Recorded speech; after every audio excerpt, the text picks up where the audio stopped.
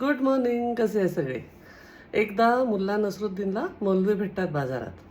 तो मुल्ला म्हणतात त्यांना कि मैं मस्जिद आना तो चाहता हूँ लेकिन मुझे उठने में देरी हो जाती है, फिर ऐसा लगता है अभी कहाँ जाना.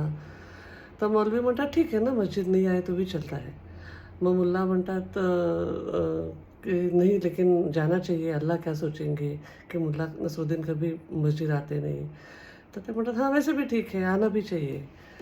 तर मुल्ला म्हणतात लेकिन मुझे उठने में देरी हो जाती है. तर ते म्हणतात एक काम करो. ते मौलाना त्याला सांगतात दूसरे दिन जब आप उठोगे कल, तो अगर आपकी इच्छा हुई तो सोचना कि अल्लाह की मर्ज़ी है, अगर इच्छा नहीं हुई तो सोचना कि अल्लाह की मर्ज़ी नहीं है.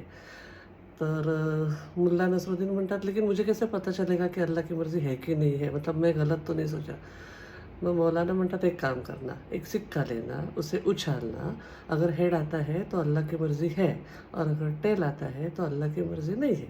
मुल्ला नसरुद्दीन हॅपी होतात. झोपतात. दुसऱ्या दिवशी उठतच नाहीत. मग दुपारी पुन्हा त्या मौलानांना बाजारात भेटतात.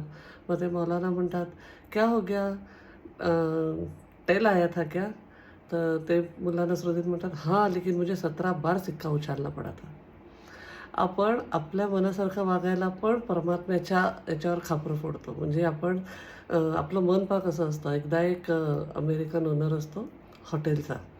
तो त्याच्या मित्राला सांगत असतो, की धंदा खराब आहे, धंदा मंद आहे. त्याचा मित्र म्हणतो, "यार तुझं हॉटेल इतकं खचाखच भरलेलं असतं, जागा नसते, ऑल्वेज नो व्हॅकन्सी बोर्ड असतो बाहेर आणि तू असं काय सांगतोय की धंदा खराब आहे?" तर तो अमेरिकन हॉटेल ओनर जो असतो, तो म्हणतो, "यार हो, पहिले 150-200 कस्टमर वापस जायचे, आता 60-70 कस्टमर बाहेरच्या बाहेर वापस जातात." म्हणजे त्याचं हॉटेल फुल चालतं आहे, पूर्ण वेळ कस्टमर्स आहेत, पूर्ण वेळ सगळं चालू आहे काउंटर. पण बाहेर जाणारे जे वापस जाणारे लोकं आहेत, त्याच्यावरनं हा ठरवतो आहे की धंदा किती मंद आहे. आपल्या मनाचा खूप गुंता असतो. खूप आपल्याला मनाची काळजी घेणं आवश्यक आहे. कुठे-कुठे भरकटेल, कुठल्या-कुठल्या गोष्टींवर खापर फोडायला जाऊन थांबेल सांगता येत नाही. मनाला ट्रेन करायचं.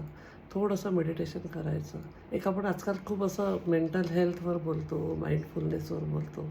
या गोष्टी आता हळू आपल्याला आपल्या लाईफमध्ये वापरायच्यापेक्षा आचरणात आणायच्या आहेत. Stay bless. I love you all.